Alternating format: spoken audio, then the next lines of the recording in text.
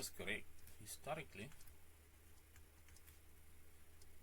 the Persians used the version of the formula, or were involved in the development of the formula through Al-Khwarizmi.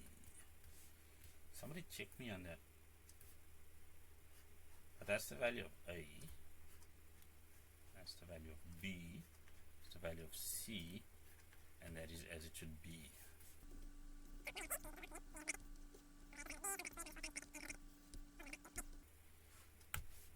Well, the value of B in this case is 9, the value of A is 4, and the value of C is negative 3. Again, the value of A is 4, and if your calculator plays along, your answer should be 0.29, or the other value, x being equal to negative 2.54, correctly rounding off to 2 decimal places. Thank you, sir. That'll be all.